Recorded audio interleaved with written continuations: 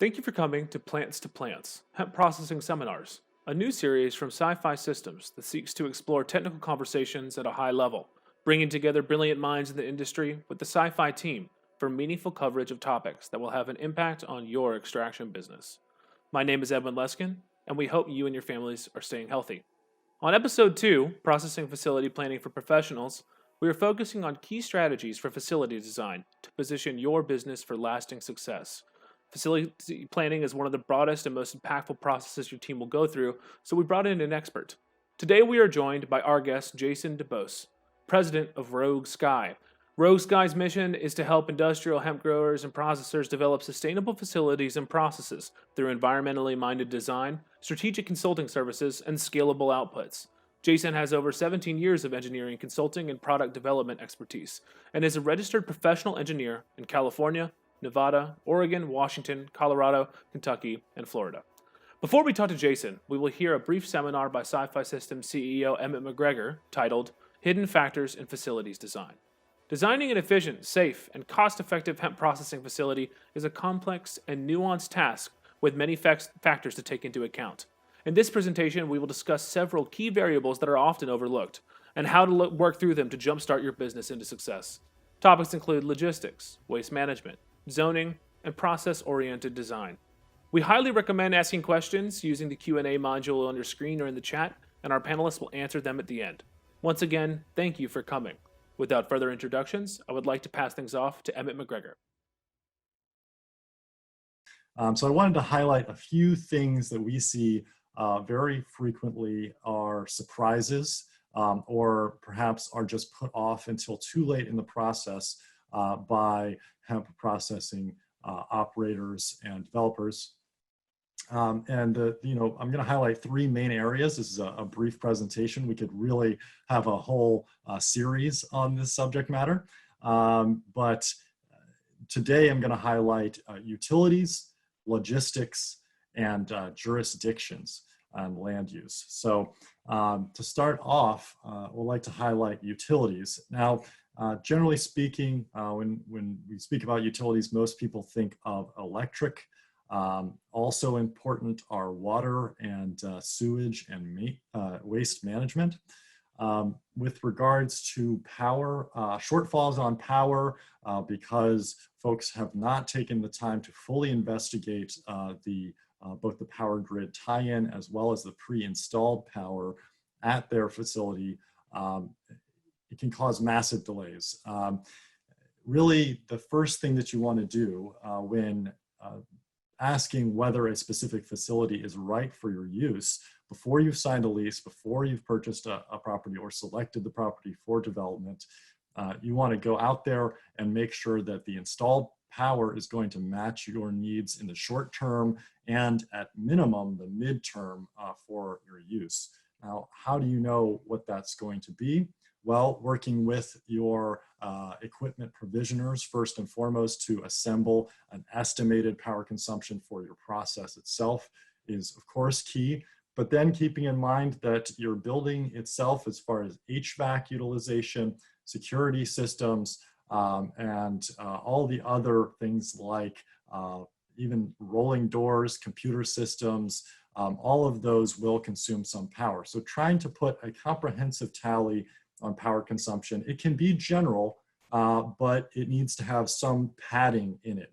And oftentimes we see some facilities trying to push their power to the absolute maximum, going very close to or even sometimes surpassing 100% power utilization of pre-installed power. We strongly advise that you do not do this. Give yourself 20%, 25% additional unallocated capacity, at least when you're starting off, for a variety of reasons. Really, of course, you want to be able to drop in new equipment as you need it. If you find that a certain piece of your process needs some extra oomph, a pump isn't large enough, or you want to actually increase the capacity of a specific process because demand for it is outstripping your expectations, you need to have some wiggle room to be able to cover the power needed for that new equipment. But in addition to that, when you approach 100% load frequently you're going to start seeing problems with your power quality. Most people think of electricity as just being, sort of a static demand, almost like a flow of water through a pipe. But the truth is that the conditioning of the electricity, its consistency, and keeping the power in phase, keeping the fluctuations of power down is very important to the longevity of your equipment. And when we see power pushed near maximum capacity, maximum utilization, it's important that if you are going to do that, which we advise against, that you at least bring in some power conditioning equipment that is going to supply all of your electrical needs, all of the equipment, especially motors and control systems and instrumentation more than anything, especially if you have analytical capacity on site. You're going to need to have conditioned power that is going to provide a very consistent power stream. So budget for that up front if you plan on pushing your power to the maximum, or if you know that the grid in your area, especially in remote areas that may be far away from your closest power station, it's important that you take power conditioning into consideration up front. So talk to your power company about power quality. Get an electrician to do some on-site testing if you can. And in addition, really talk to your power company about your long-term plans. Know what the allocated power to the pole that you're going to tie into for your facility, or that's already tied into your facility is, because if you are currently maxing out the transformers that are on your pole, it can be costly and time consuming to go in after the fact and try and add power to the pole. So know what the power allocation is to your pole up front. We've seen some scenarios where, especially again in remote or rural areas, if there's not sufficient power in the transformers on the pole feeding to your facility, and you need to increase that capacity, and there are sometimes complications where power lines are shared in ownership between multiple companies. So the permitting process and permissions process really expands. I've seen permits take as long as 6 months or more to finally clear for power expansion. So don't take that lightly. Start your conversation with your power utility early on. And the same goes for water. What are you going to use water for in your facility? First and foremost, know what that is.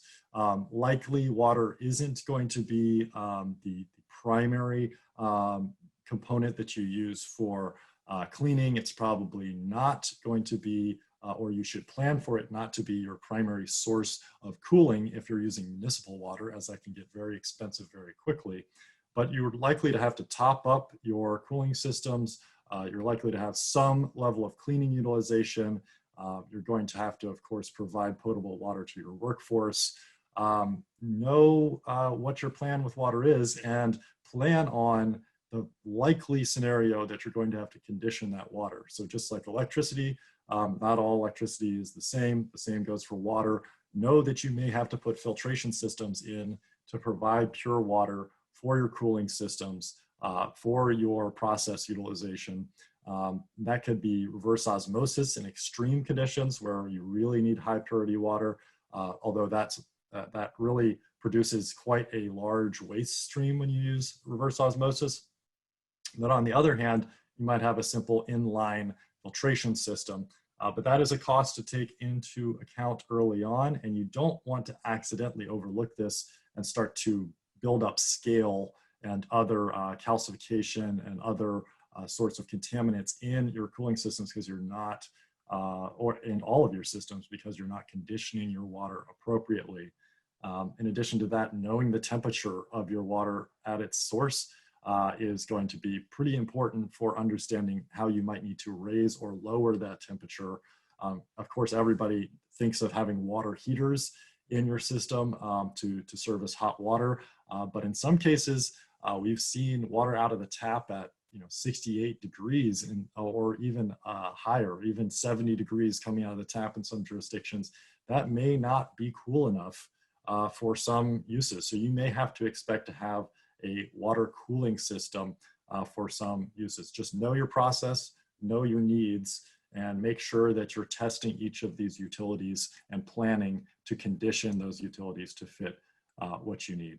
Lastly, in utilities, and this is a big one across the industry, waste management, and specifically the utilities side of waste management is your sewers. The biggest thing I can say about sewers is know the limitations, know the EPA code, know ahead of time what you can and cannot put into wastewater drain systems. Don't expect that you're going to be able to dump waste solvent into the sewer system. That's a sure way to get an EPA fine. Local water jurisdiction will likely come down on you. And obviously it poses a safety hazard, not only for you, but for downstream customers as well. So they take this very seriously. Know what your hazardous compounds are. Do not plan on using sewer to take them, but know what your sewer load is going to be, what cleaning solutions you can safely dispose of through sewer, and know ahead of time, for example, whether the sewer hookup to your location is going to be sufficient for the volume. In some cases, there are specialty restrictions on access to sewer headers. For example, in Multnomah County, in Portland, Oregon, where I'm located, certain cannabis businesses, the city has required that there be a access port at the point of tie-in for testing purposes for the wastewater disposal at these extraction sites. So essentially at a moment's notice, the water authority could come in and test the liquid effluent going into the sewer system to make sure that solvent is not being disposed of. Installing that header, that specialty header with a manway that allows them to access that sewer at the point of use is an expensive process. It's tens of thousands of dollars potentially to have that installation done. So planning ahead, knowing your jurisdiction and whether that's going to be required for your wastewater is really important to plan on, obviously. Secondarily, think of your waste streams. List all of the waste streams you're going to have in your facility, everything from, most importantly, your waste solvent stream. If you're using ethanol, for example, you may be disposing of ethanol after its fourth use. If you're not able to reprocess that to remove water and to remove terpenes and other contaminants, that means that every 4 cycles, 4 extraction cycles, you're going to take that gallon of ethanol and you're going to have to send it to waste. Now, what does that mean for your facility design? Well, you have to be able to hold the ethanol waste in a hazardous containment environment. It is still flammable. It is still a health and safety hazard. As a waste storage solution, you've got to ask, okay, are my waste disposal, my hazardous waste disposal partners, which could be municipal, it could be a private contractor, are they going to be able to come every week? Are they going to come every few days to retrieve that waste? And you have to specify your waste containment, your hazardous waste containment, to be able to store the amount of waste that will build up in between visits of your waste management service provider. Building that relationship with your waste management service provider and planning your facility to accommodate that waste storage is absolutely essential. That sort of bridges me into logistics. Planning your facility around your logistics, around the pathway that materials and personnel are going to take through your facility, understanding what your storage requirements are from a spatial constraint perspective, and also from a pragmatic perspective of how you mechanically move materials from one location to another is absolutely essential. If you build a building where there are all standard single doors, and then realize after the fact that a piece of equipment that you have to move into your facility is larger than that door will accommodate, well, guess what? You're going to have to break down a wall just to move that equipment in. And if you have to maintain it down the road and take it to an outside third party, you're going to have to bust that wall again. So the same goes for really everything across the board. So what I would advise is put together a materials flow and personnel flow plan early on in your process. Again, preferably before you commit to the facility, before you sign the lease, before you purchase the building. Take a look at what that existing layout is and try and trace the routes of where is your biomass coming in, where is it going into the process, where is your waste stream of biomass, spent biomass coming out if you're an extractor. If you're just processing oil, where is the oil coming in, where is your residue going out, what are each of your waste streams, filtration media. If that filtration media holds solvent, that's probably another hazardous waste cycle, so you have a decision to make there. Are we going to house that filtration media in the hazardous waste holding and containment and dispose of it with a hazardous waste service? Or on the flip side, are we going to create some equipment that allows us to get the solvent out of that so it's no longer a hazardous waste threat? So from your facilities perspective, know from a safety perspective, where are the hazardous flows going in and out? And then from a personnel side, try and minimize the intersection of other non-hazardous materials with that stream and of personnel with that hazardous stream. So think about when your worker comes in the front door, they're going to come in through some kind of environment that allows them to clean themselves up, get into a GMP appropriate attire, personal protective equipment, and then go into in a GMP facility, which we think all hemp facilities on the processing side should plan on being GMP facilities from here on out, at minimum food GMP and potentially CGMP as well. So you're going to have to think about, when my personnel come in, the people that are coming in the front door should not cross paths with the people that have already gone through the cleaning procedure. And also, those individuals should, at as little as possible, cross paths with any heavy transport equipment. So if you have forklifts going through your facility, your walkways should ideally not intersect your forklifts, or at least have a planned intersection. I'm going through this really quickly, but the main thing I'm trying to get across here with this section is plan your process flows, plan your flows of material, plan your flows of personnel, and try and put it out on paper. Literally draw a map of where you're planning each of these things to go through. Understand where the intersection points are, and that every time that there's an intersection, there is a potential cross-contamination issue from a GMP perspective. You never want non-sanitary materials to cross path with your product, for example. So you never want your biomass, your bulk biomass, to cross paths with your finished product.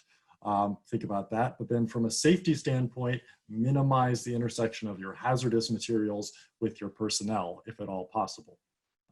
Another big thing that brings up is understanding how mechanically you're actually going to move your materials from one location to another. Pallet jacks in a hazardous environment are likely to be your friend, because any sort of mechanical moving equipment like a forklift, it is very difficult to find a forklift that is going to be compliant with a C1, D1, or C1, D2 environment. Once you have solvent in operation in an extraction facility, you likely will not be able to rely on a forklift. So what does that mean for your facility? Well, maybe you need to think about overhead installed air operated hoists, rail type systems to move large bulky items such as super totes, such as totes of solvent, such as equipment from one location to another. So you'd literally be planning the hard path of that hoist and rail system. You have to make sure that your support structure is going to be sufficient to support the weight that you actually want to lift in that case. And we're seeing this commonly in some industrial applications. That is the way that this is handled. We think that that's a very valid application in the hemp processing space. We think we'll see increased adoption of that methodology, but it requires very detailed planning ahead and knowing the limitations of your building or building up that holding capacity that you need. So I don't want to dwell on that too much, but very important to know your structure and how it relates to your plan for handling bulk materials. And then on the same side, as it goes out of the facility, understand the pathway that the actual trucks are going to take to deliver your materials, to take away your waste, to deliver your solvent, your hazardous materials in particular. How do you minimize the risk at the point of contact?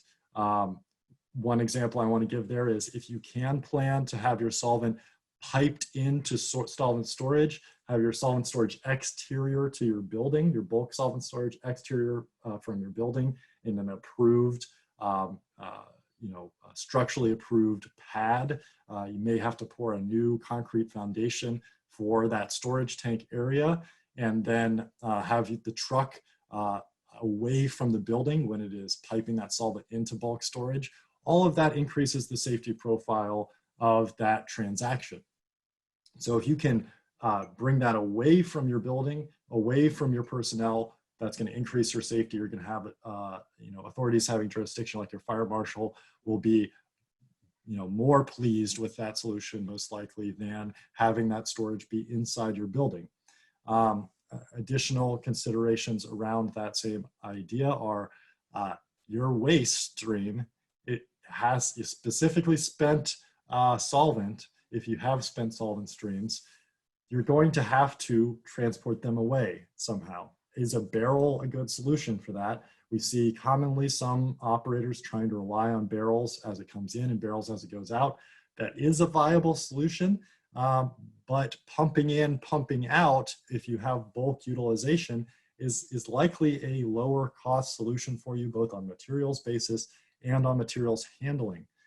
So thinking of this as a bulk good and trying to plan your logistics so that the truck routing, the truck obviously has to be able to pull into where it's making the delivery and pull out without disrupting your other traffic.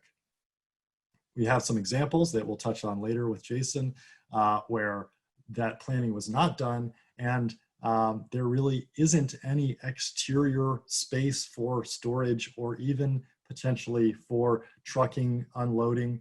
You may have to get a special permit from your city every time that you need to break traffic or stop traffic to allow a truck to unload for you if you don't plan ahead. And that could be costly, that can be time consuming if you don't plan to allow trucks to come in and out of your facility appropriately.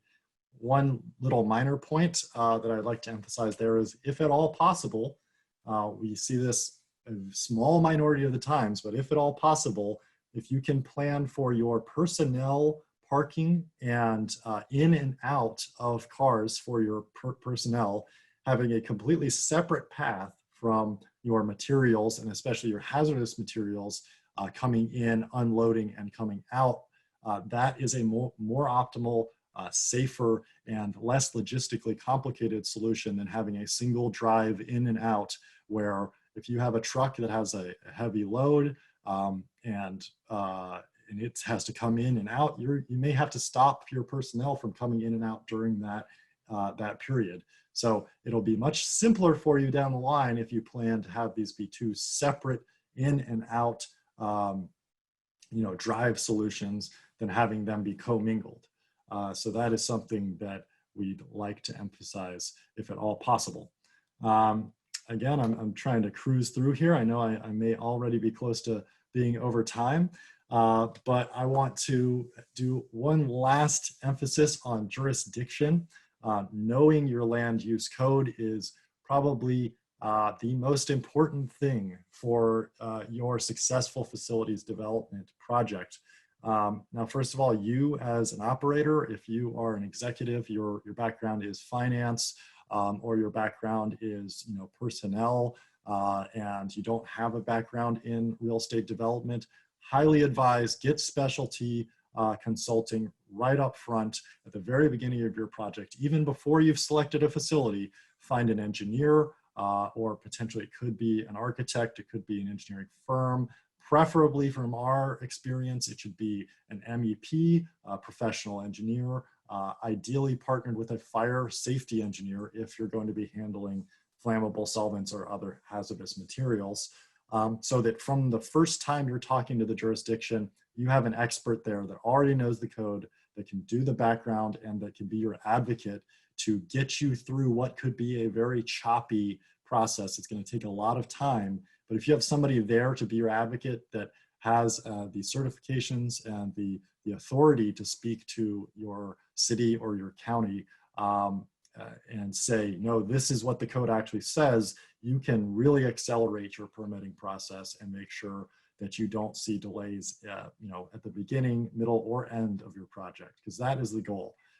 As I said on a previous webinar, downtime is the biggest cost you will ever face. And downtime includes the time from initiation of the project until turn on. Permitting is by far the biggest challenge to keeping on schedule with a project of this type. So if at all possible, do what is called a pre-planning review process with you, your engineers, and the city or the county or whatever jurisdiction you're in, and include your planning department, your building department, and your fire marshal, and any other authorities that could have an impact on your business. Many jurisdictions will do this as a courtesy. Ideally, do this before you commit to the property. And make sure that there are no hidden snags, codes, ordinances, or other processes that, in some cases, just getting a permit could take 6 months. In some extreme cases, if there's a backlog, it could take 9 months or even a year to get the appropriate permits to do what you want to do in a specific jurisdiction. Knowing that from day one could really make or break the success of your project. So really want to emphasize, build the partnership with the authorities having jurisdiction, have an advocate in the form of an engineer on your side from day one, and be very proactive. Don't leave this to the end because you're afraid of what they'll have to say to you. Know from day one what they're requesting and what they require, and that will help you to accelerate your project success. So thank you for sticking with me through that. It was a bit long-winded and I touched on a lot of information very quickly, but really look forward to unpacking this a little bit more with Jason. So thank you all. Jason, do you want to join me? Yeah, thank you, Emmett. And I think you did an excellent job of describing what a modern hemp processing facility needs to include. I think what we used to do about a year and a half ago is a lot different than the way we need to be doing it today and into the future. So good job. Thank you very much. So would you like to introduce yourself a bit? Jason DuBose, of course, with Rogue Sky, which is an engineering a firm specializing in hemp and cannabis businesses, assisting them in a variety of ways. You want to just take it from the beginning? What sort of services do you offer? Yeah, sure. So again, my name is Jason DuBose. I'm the president of Rogue Sky. And as Emmett mentioned, we're an engineering company focused around developing facilities and processes for the hemp and cannabis communities. We've been established since 2016. Just rolled over our 4th year as Rogue Sky, which is pretty incredible. It sort of speaks to the community that supported us. Background of our services, obviously we design the facilities, from scratch. We do a lot of pre-planning of facilities. So like when we're talking about, is this facility right for me? Which should always be the #1 question that anybody should get engaged with. So, we start at the beginning, do pre-planning, and then we can fold right into the design, develop the permit drawings, submit them to the county, follow through with that. Other services that we also offer peer reviews of equipment. As Emmett mentioned, or I think it's Edwin that mentioned it, that we're licensed all down the West Coast as professional engineers, Colorado, Nevada, Kentucky, Florida, and slowly working on Illinois. So, all right. Yeah, so you've seen obviously a lot of areas of the country coming online with hemp and cannabis. I'm sure you've seen a lot of different facilities. First question I have for you is, out of the projects that you've done, what proportion of businesses you've worked with actually take that approach of having an engineer in the project from day one when they start looking at new facilities versus projects where you've been brought in after a facility has already been secured? Oh, well, the truthful answer is zero. Wow. I hate to say it like that. We're usually brought in after the lease is signed, and then we're rolling forward and trying to figure out how to work with what we've gotten or what we've been given. And as Emmett, you and I talked earlier, that I have a good facility that I can show and share, and I think it's a good lesson learned. So I think there's a lot of value to picking the right facility, and again, talking early with the city or the county and trying to understand, like, is this facility right for me? I mean, the facility that you're investing in is part of your process. I think that's the best way to think about it. Like, yeah, we're going to run with ethanol or propane extraction or whatever the case is, but is the facility part of that process? And that early planning saves a lot of costs, a lot of headaches, and gets you up running a lot sooner. Yeah, I can't say I'm surprised. Most people think of engineering as being something that you do once you have a building in hand, but just seeing the potential downsides, and I'd love to take a look at that example that you have for us. Trying to fix problems once you've already committed to a location, rather than picking the right location for yourself, which, from our perspective, we would love to see more built to suit, facilities coming into the space, especially as people scale up. I think that, seeing the downsides of delays and of challenges that you have to find a fix for, rather than building, either from scratch or from a very flexible starting shell to suit exactly your use. I hazard to say it's actually easier to save time and money going from something that's less built out, rather than getting into something that appears to be built out, only to find that you're sort of hemmed into a corner and you've got to find a creative solution to get out of it. Right. That's absolutely correct. I think so my background is developing clean facilities and industrial facilities. And, with those facilities, there's a lot of foresight, when you're talking major facilities, there's a lot of, forethought that goes into the pre-planning and then development of the building to accommodate the process that supports inside. We're never really adding on after the fact to add more capacity or more infrastructure. It's already baked into the pie. Great. Well, do you want to go to a drawing that might help to inform our audience about, some of the pitfalls of not planning ahead, or at least ways that you can make the best out of a difficult situation? Yeah, absolutely. And I know that one of the participants that's online is going to recognize this one really, really well. But I just want to give some background on this facility, and sort of then step forward, and Emmett, both you and I can talk it through. What this facility is, it's an ethanol extraction facility. It's got 3 production rooms. That's what we see here in the center of the screen. There is a clean lab here for post-processing. What we also see here is this is actually where raw material enters into the facility. Then there's a grinding room, bagging, and then it goes into the process. And then once they're done with the process, it could flow out into a spent material storage space within the building. And additionally, we had consideration of the amount of ethanol that will be used in the process, in each one of these rooms.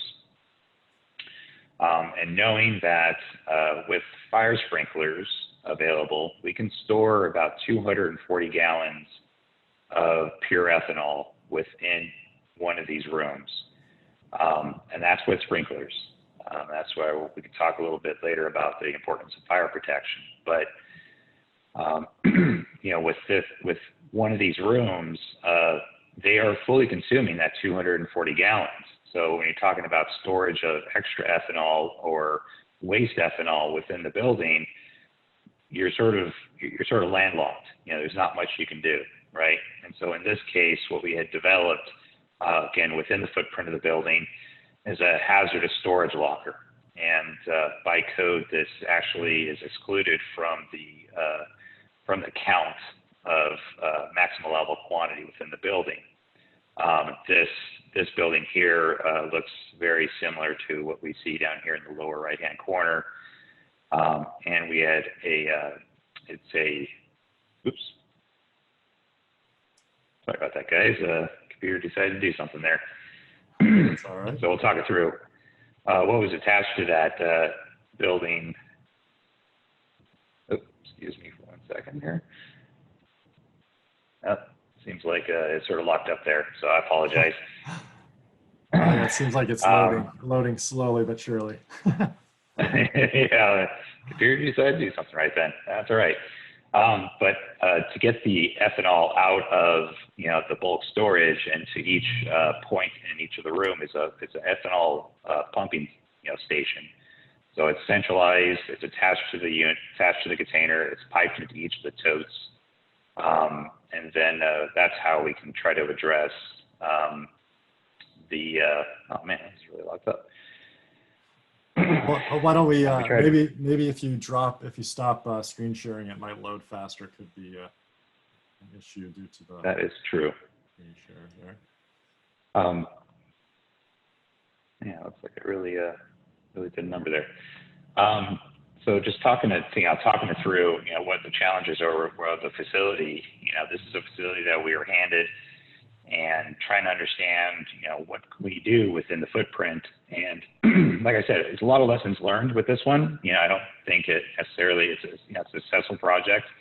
The client's happy with it, but the things that could have gone better, one is that we didn't have enough electrical service, to feed the suite. So that has become a major cost item, for the clients.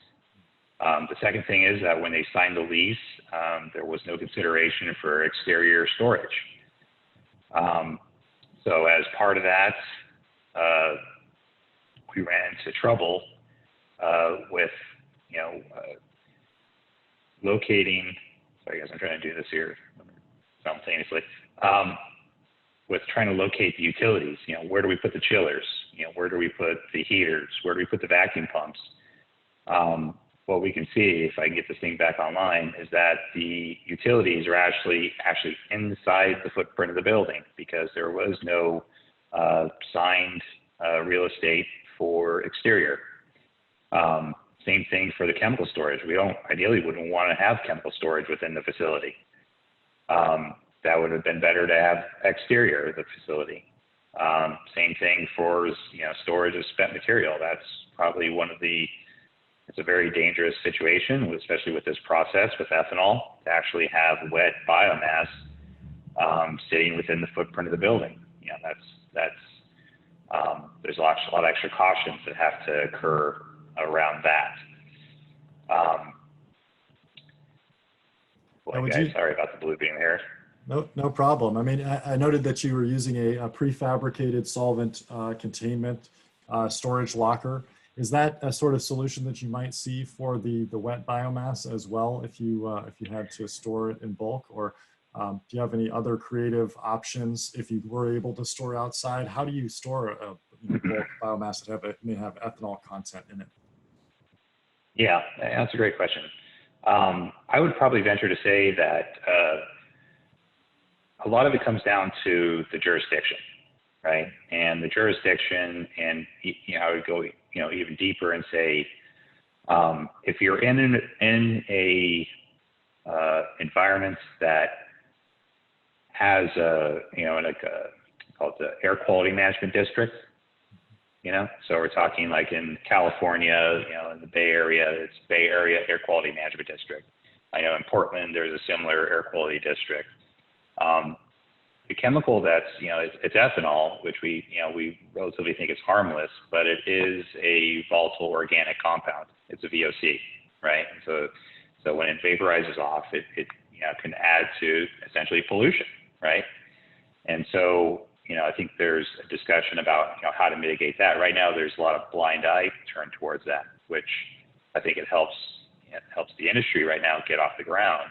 But I think there could be a renewed focus down the road with whatever process we're doing, whether it's, whether we're venting off, hydrocarbons or we're venting off or evaporating ethanol. I think that's going to be a renewed focus. But for now, what we try to advise people is try to put it underneath a lot of sprinklers are wonderful, fire protection. If you're going to store spent biomass that's wet, make sure it's well ventilated, extremely well ventilated. Like when we say well ventilated, typically the rule of thumb is 1 CFM per square foot of airflow. When you're trying to do storing biomass like that, I would venture to say it needs to be 3 to 5 CFM per square foot, if not higher. That's just trying to keep the vapors down and diluted with fresh air, so it doesn't become explosive. What do you think of outdoor storage facilities? I was at a lumber mill recently that had been decommissioned, and I noted that they had an exterior open air port with a roof over the top that had sprinklers built into it. I thought that was a really interesting thing to see, but I guess they are handling flammables as well. Is that the sort of thing that you might see applied to this space as well? Yeah, absolutely. And you bring up a good point, Emmett. I mean, a lot of this stuff is done elsewhere in the industry. We're not reinventing the wheel in a lot of cases. And so, what we would see in other industries is directly applicable to here. So that's a great example. Yeah, great. And, speaking about other industries, and obviously a lot of people see these big, oil refineries or ethanol production plants, some other, large scale facilities that seem to be holding large volumes of hazardous compounds. And they ask, well, if they can do it, we should be able to do it. One of the biggest differences that we see from those projects versus these projects is this divide between commercial and industrial applications and the use designation, specifically hazardous use designations. I was wondering if you could comment, do you see the industry going towards, being more of a heavy industrial application, or at least a general industrial application? And could you explain a little bit about the use designations like, F versus H and that type of thing? Yeah, no, I think when the industry first started, and I would say, I think there's a lot of there's direct parallels or direct extensions from cannabis into the hemp extraction facility or hemp extraction community. I'd say a few years ago, we're spending a lot of time, as part of the permitting process, we're educating the building officials, about this is what this is. This is how things work. And in a lot of cases, it's the first time they've ever seen an industrial process like this. So I do qualify this as an industrial process.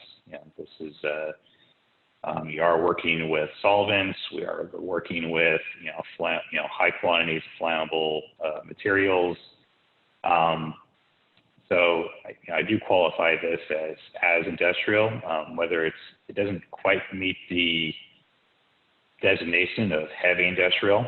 I think I would probably reserve that for, if we look to our other industries up in the north, like up in Hillsboro, semiconductor, those are definitely heavy industrial. Lots of different chemicals in play, a lot of different waste streams. It's a whole nother layer of systems. Here, I would definitely qualify it as industrial, and sort of talking about, how does it classify in building code? The cannabis community was first introduced to the idea of what we determine as a factory designation in the building code. We call that an F1 or an F2 type of facility. And The state laws actually said that, hey, listen, if you're going to do extraction, and it has to be in an F type of facility.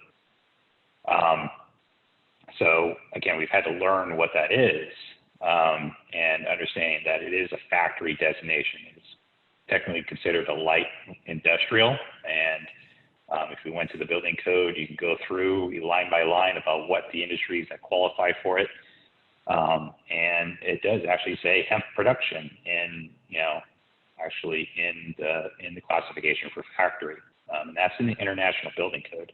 So it's not just Oregon Building Code or California Building Code, no, this is the International Building Code. So everyone, across the world, if they adopt the International Building Standards, all fall within that designation. So now there's a threshold that we do cross in the building code, and it has a lot to do with the amount of chemical we store within the building. And I would say that's the main driver of what would cross a threshold from jumping from a factory configuration into what we call a hazardous configuration. We call it an H occupancy. And H occupancy, I'm going to just preface this and say, if you could do whatever you can to not be in an H occupancy, do it, because that'll automatically double the cost of your facility. The H occupancy threshold is, if you get that designation, it's great. If you go find a facility that's an H facility, that would be an amazing find. But what that facility has, called like a super fire suppression system. It has a whole bunch of sensors and alarming that has to go into the facility, that has to basically call directly to the fire department if you have an issue. It actually has to contain, if you have an incident or a fire within the facility and the fire suppression system goes off, the sprinkler goes off, you have to retain that water, within the footprint of the facility. It cannot escape down the sanitary sewer. It cannot escape down a storm drain. They basically have to spend a lot of money to almost either create a pit that water can flow into before and be tested before it's discharged, or you got to build the building as like literally a bathtub and allow it to fill up. So that's a level of threshold that I would consider that's a heavy industrial type of facility design, and that's not something that we necessarily want to get to within this facility. But if you can find a facility that already has that, that's a solid facility. And I'd probably also argue that if you get in that facility, it probably has most of the infrastructure you need in terms of power, sanitary, sewer, a lot of the important things that you would need as an extraction facility. Let's take this drawing that you have here as an example. So you've broken out each of the extraction rooms as a separate control area. I'm assuming that this is probably a C1, D1, or C1, Class 1, Division 1, or Class 1, Division 2 room for each of these.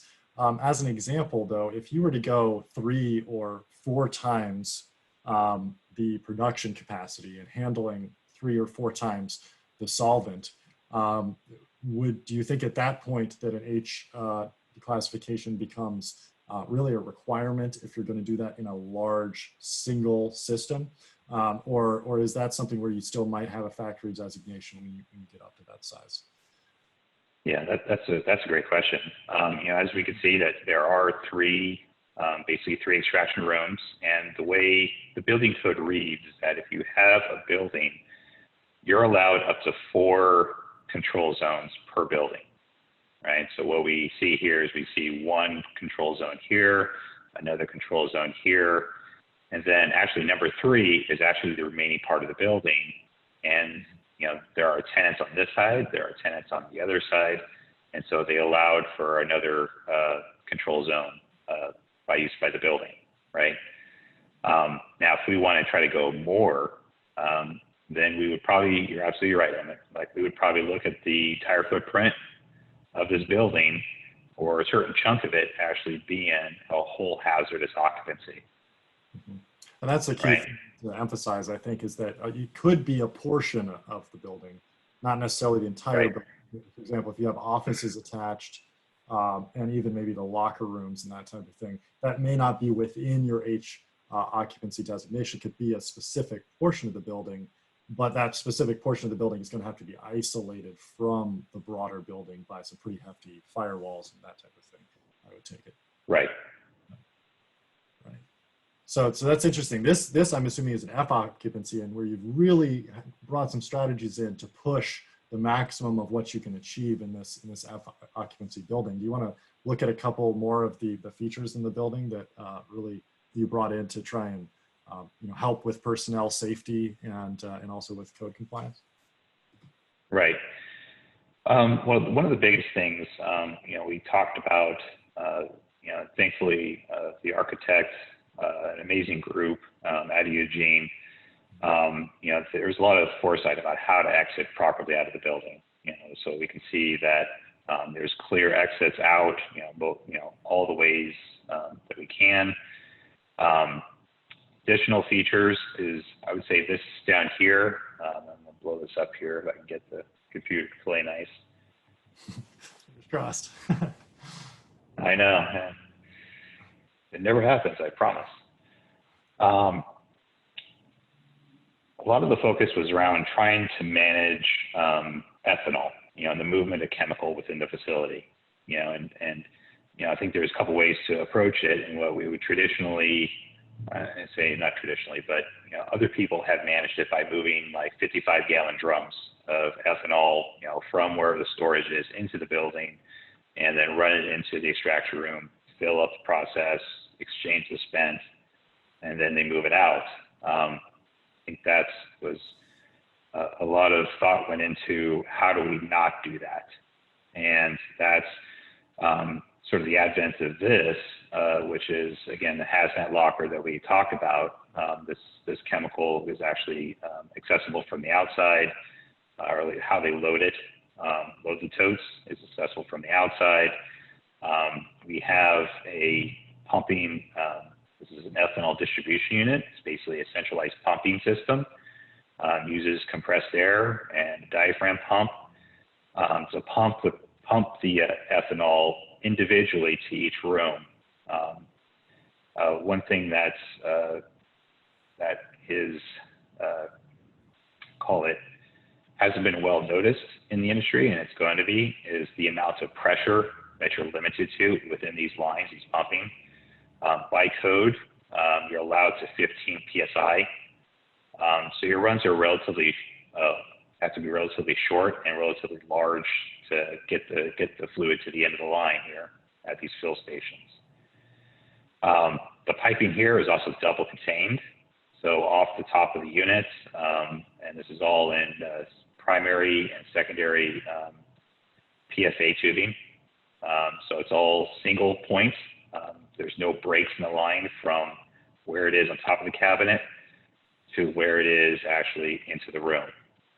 So we did a lot of consideration about trying to eliminate the movement of ethanol within the facility, making sure that it's safe by double contained lines, and keeping the pressure low enough that it doesn't cause a hazard. Yeah, we love to see central distribution. And as you were mentioning, the advantages there are not only from a safety perspective, you're decreasing the crossing of the path of the ethanol with the personnel going through these hallways, but also your load in and load out of your bulk ethanol is happening exterior to the building. So you have that ease of access from the truck to the storage locker and back out. I mean, that's a huge advantage over having for them to bring a tote through a rolling door and then travel through the facility to get to wherever the storage area is. I mean, every time that you're passing through those sort of open public ways, you're increasing the time when you have a high risk potential. So really love this emphasis on direct to point of use distribution and sort of closing off that the amount of time that the solvent in containers is traveling past personnel corridors. One thing I want to take a step back and talk about is that you mentioned you collaborated with an architect. Could you describe a little bit about the working relationship between the engineering firm and the architect, and sort of when an architect is necessary in a project versus when an MEP might be able to operate just as a single, in a direct relationship with the client without an architect? Yeah, I think that's an interesting discussion point. I think there's a lot of amazing architects, and I think they add a lot of value to this industry.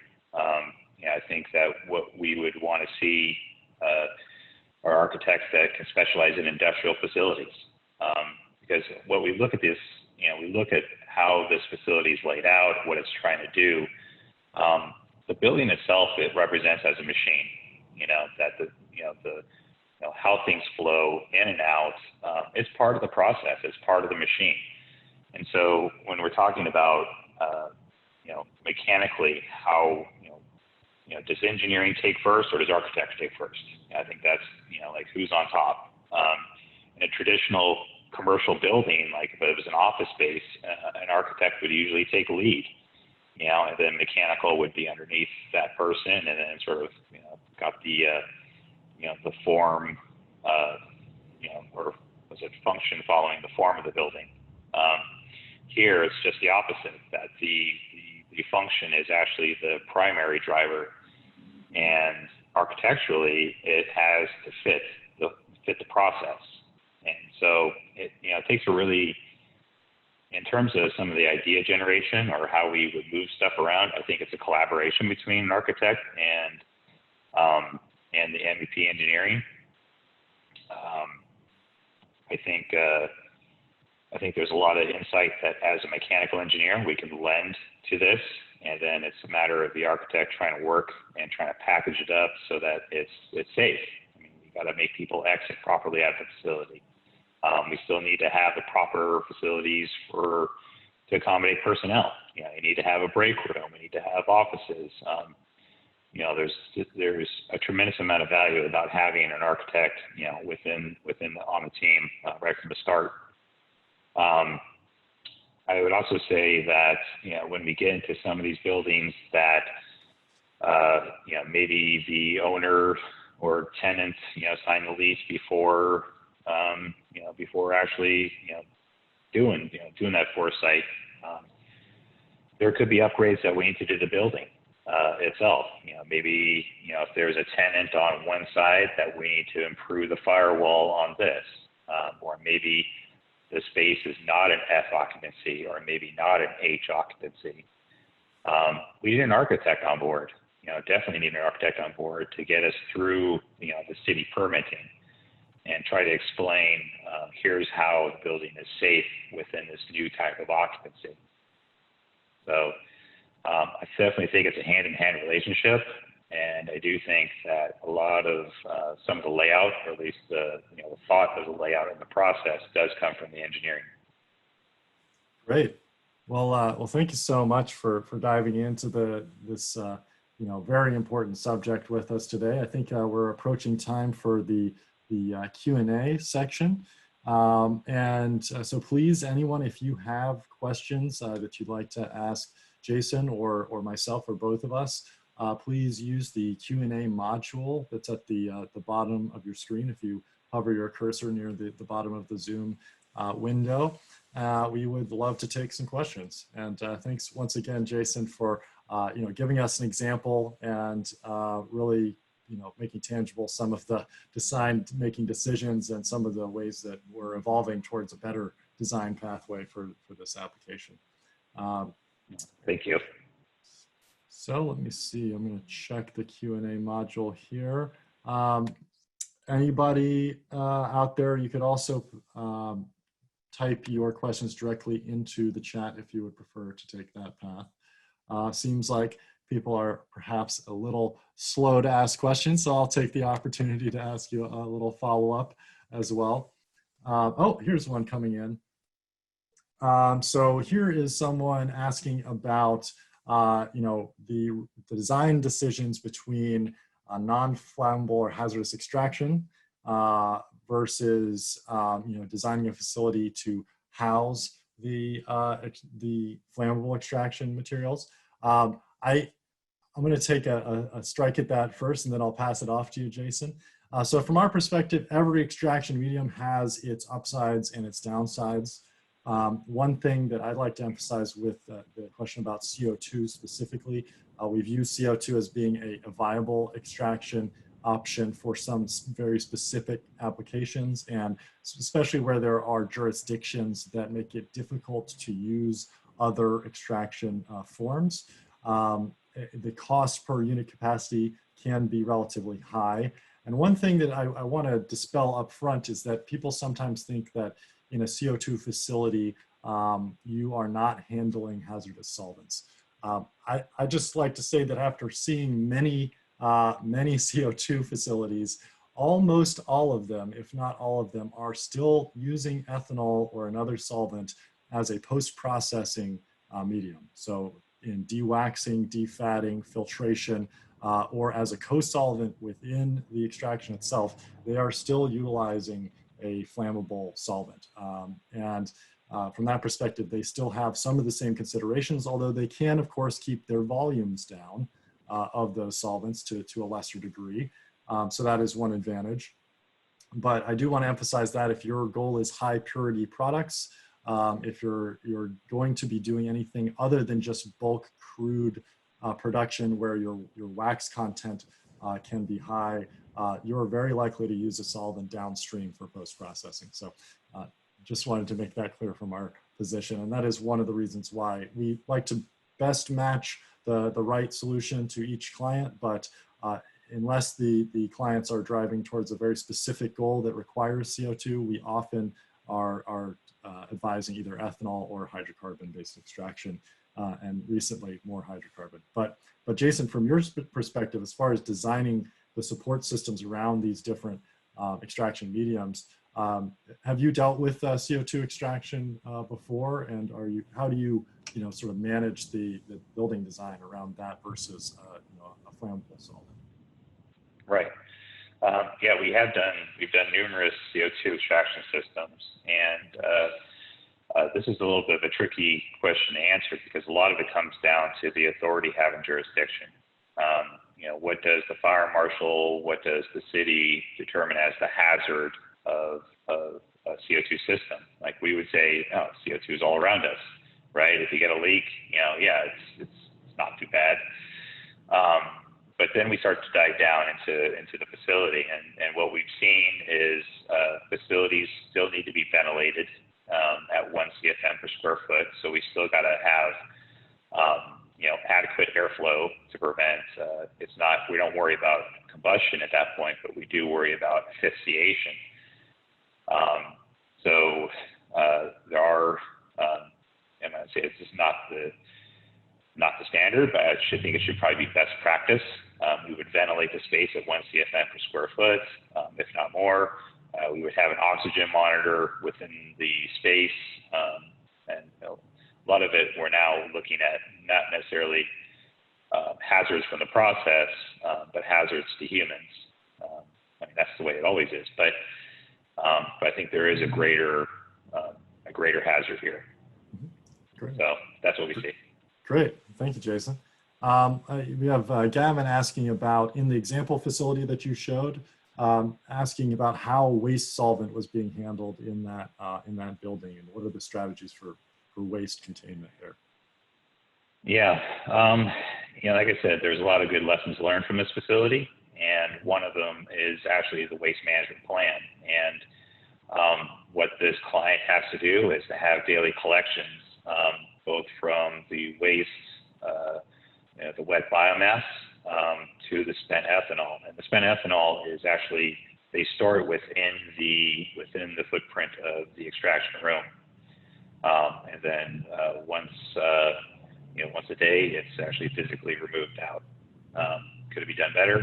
Absolutely. I think, again, a good lesson learned. Yeah, so from other experiences that we've seen, you might have a second hazardous storage locker and a similar pumping system where you could pump the waste out from the point of use out to waste storage. If you are in a larger facility, you may have one of these storage, prefabricated storage units that is actually H designated. They do make prefabricated units that meet that designation and have the drain pan and the other safety features you need for that. So in that scenario, you may have a waste storage unit that is in the same area as your bulk clean solvent storage is one solution, and then pumping out from there to your waste handling trucks that would come in to collect that, or potentially pumping out to totes and that type of thing.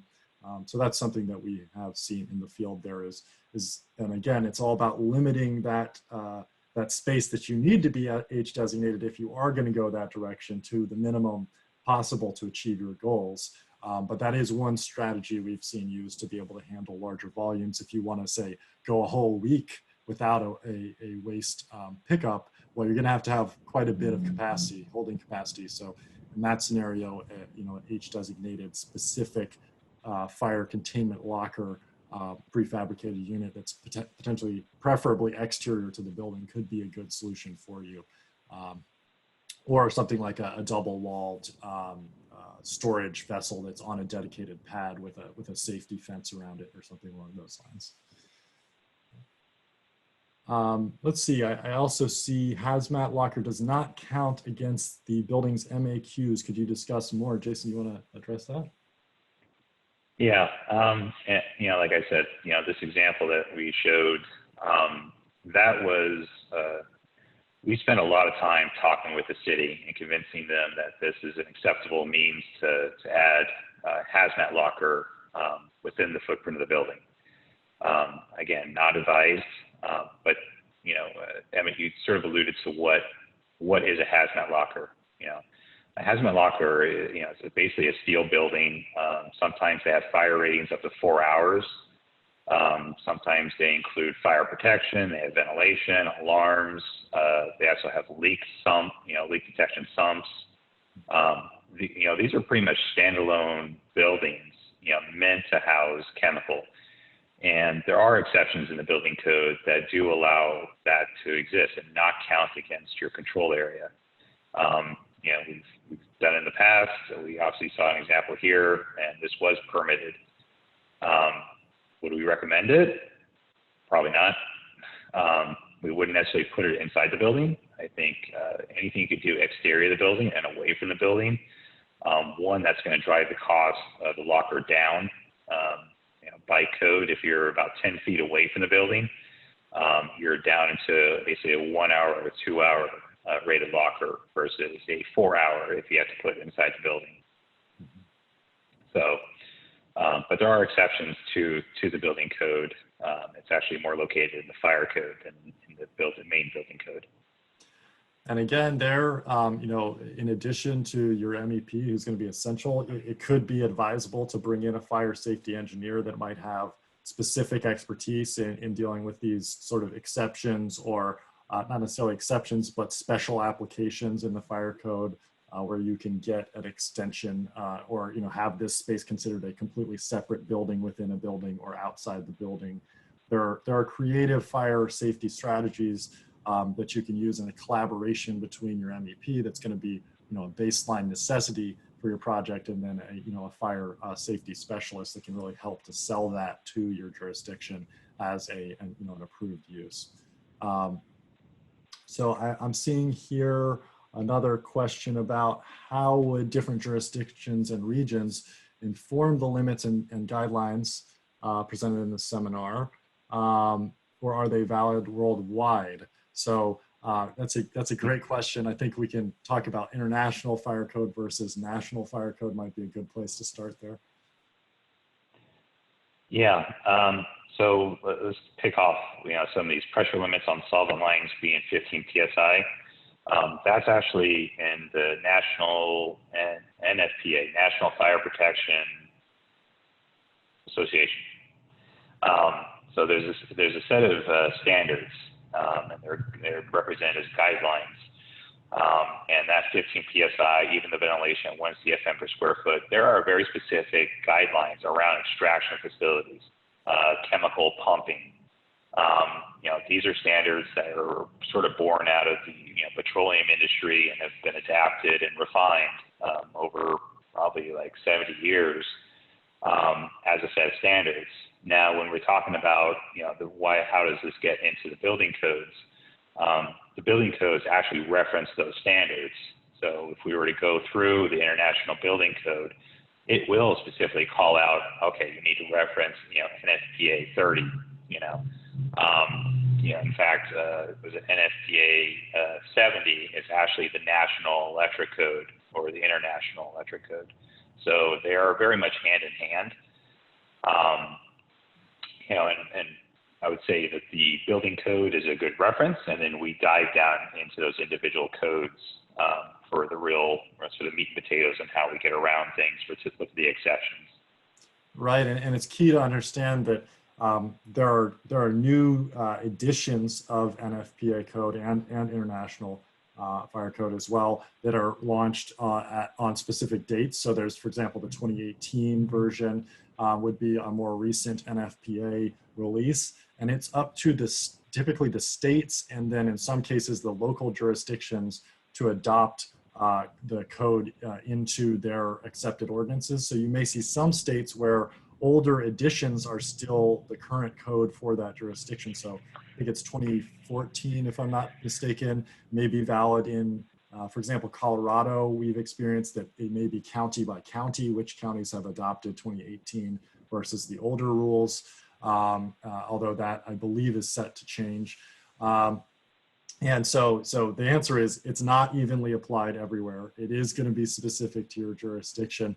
And the relationship is basically the NFPA is the advisory of the experts that are an independent body that make the recommendations. And then the local, state, and federal governments then adopt those rules as the standards to be applied in their jurisdiction. So you do need somebody on your team that can navigate those local jurisdictional ordinances to make sure that you're meeting the right code based on where you are, because it's not going to be evenly applied everywhere. Yeah, and Emmett, I would add too is that sometimes when the codes jump, so when you jump a year or 2 years, a good example is in Oregon. The mechanical code, when we're talking about that we have to ventilate and exhaust, flammable spaces at 1 CFM per square foot. Just last year, we can get away with having exactly one exhaust fan on the roof that basically pulls the vapors out and discharges them. But as of January 1st, we now have to have 2 exhaust fans. And it's done for redundancy. Both fans have to run simultaneously, or one fan has to run and then the other fan has to detect when the other one fails and then it turns on. That's a cost item. That's a significant cost item. And we're talking, it's not $1,000. We're talking this kind of adder and the controls associated with it is like a $10,000 or more add. And that's just because the building codes jumped in a year. Yeah, so very important to be aware of what's coming down the pipeline, having an engineering partner that can really guide you through the process, navigate local ordinance versus federal ordinance versus recommended guidelines. And when at all possible, you want to go meet the jurisdiction head on and look proactive, try and meet the guidelines, balance being a good Samaritan, good citizen, and going a little bit beyond what the minimum requirements are for the safety of your personnel and your community. But then also you have your cost considerations. So meeting that balance and knowing where to push back on a jurisdiction that may be asking you to do something that, or implying that it's required when maybe it's not absolutely required. We do often see fire marshals or others trying to push for above and beyond code. So having a well-informed engineer can help you to avoid sort of voluntarily adding a lot of cost to your project just because of a request. So really having an advocate on your side, the MEP, and then additionally I'll bring up the fire safety engineer. Fire safety is one of those areas where we often see inexperienced jurisdictions that may just not have handled hazardous, flammable solvents before in a factory facility. They may just try and throw requirements at it just to be overly safe. Having an advocate on your side that really knows the code will go a long way in shortening the amount of time that it takes for your relationship between the jurisdiction and your project to get to a point where you're copacetic, and also avoiding getting into this cycle of just acquiescing to any request because it's been made. Really knowing what is the requirement and having somebody on your side is going to be crucial. So consider, Rogue Sky as being your partner on that project. Consider coming to Sci-Fi Systems, working with us to meet your equipment needs for your project, and you'll have, build that team up front to take your project from conception to production. And it'll go a long way having a lot of this work done up front to making sure that's done quickly and you get through to production on a timely basis, which, man, I know that you've probably seen some delays in projects on your side as well. It's, it can be difficult to meet everyone's expectations when they set off on a project from the beginning and think they're going to get something done in 3 months. Being realistic, getting good estimates from your partners in terms of how long things are going to take is also an important part of the process. Knowing what's realistic can really help you to understand what the costs are associated with and the time costs in particular. But I'd like to thank everybody for joining us on this Plants to Plants Hemp Processing Seminar. I'd like to thank Jason DuBose of Rogue Sky for joining us, and thank you everyone. Once again, you can find this on YouTube and share it out with others when we post it later in the week. And please keep coming back. We'll be posting details about the next Plants to Plants shortly. So once again, Jason, thank you.